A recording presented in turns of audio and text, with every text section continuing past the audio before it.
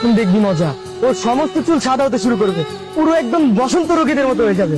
আমার সাথে রিলেশন না করে অন্য মেয়ের জন্য উপহার কেনা, তাই না? কি ব্যাপার, সেদিন প্রপোজ করলে তারপর আর খবর নেই কেন? কি খবর লাগবে আপনার? আপনি আমার খোঁজ জেনে কি করবেন? আপনি তো আমাকে বললেন যে আপনার ভালোবাসা প্রেম এগুলা পছন্দ না, কিন্তু ঠিকই অন্য মেয়ের জন্য উপহার কিনেন, অন্য মেয়ের পেছন পেছন ঘুরে বেড়ান। আরে ও আমার বেস্ট ফ্রেন্ড, জাস্ট লাইক তোমার এই ফ্রেন্ড অমিতের মতো। আসলে আমি কিছুদিন তোমাকে অবজার্ভ করছিলাম, তুমি আমাকে সত্যি ভালোবাসো কিনা, আর সঠিক একটা সময়ের অপেক্ষা করছিলাম যে তোমাকে সারপ্রাইজ দিতে। Will you be my girlfriend? কি হলো, নেবে না? তুমি সত্যি আমাকে ভালোবাসো? হ্যাঁ, আমি তোমাকেই ভালোবাসি। আদি আপনার ফ্রেন্ড হয়, ও আপনার গার্লফ্রেন্ড না? না, ওর বয়ফ্রেন্ড আছে, আর ও আমার অনেক ভালো একটা friend। আর ওকে তো আমিই বলেছিলাম যে তোমাকে যেন একটু বাজিয়ে দেয়, আর ওই তোমাকে কাল বললো তোমাকে যেন হাতছাড়া না করি। আমি কি করলাম?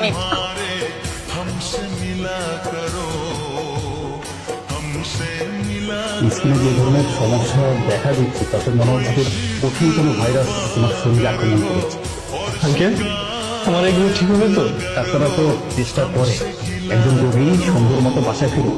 তুমি একদমই টেনশন করবে না, ঠিক আছে? মামা জানিয়েছে ভাইরাস কারো শরীরে একবার প্রবেশ করানো হলে তাকে কখনো সুস্থ করা সম্ভব না। বেঁচে থাকবে, কিন্তু দিনের পর দিন তার শরীরের অবস্থা আরো খারাপ হতে শুরু করবে।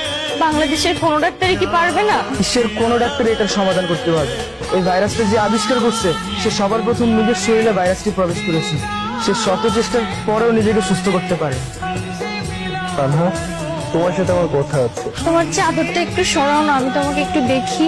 না, চাদর খোলা যাবে না। আমার পুরো শরীরে কি যেন একটা ভাইরাস আক্রান্ত করেছে।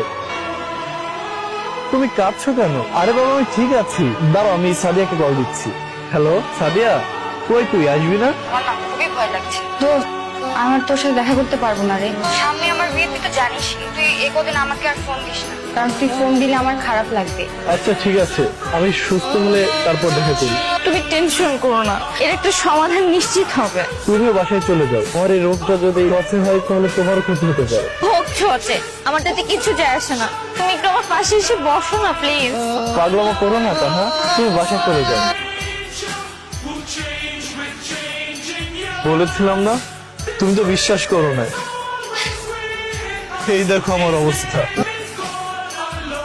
আমার মতো একটা ভয়ানক মানুষের সাথে তুমি কেন তোমার নিজের জীবন জড়াবে? আমি কিচ্ছু শুনতে চাই না, আমি কিছু বুঝতেও চাই না। আমি শুধু জানি আমি তোমাকে চাই। জানি না কি আমার অপরাধ, সৃষ্টিকর্তা কেন আমাকে এমন শাস্তি দিচ্ছে।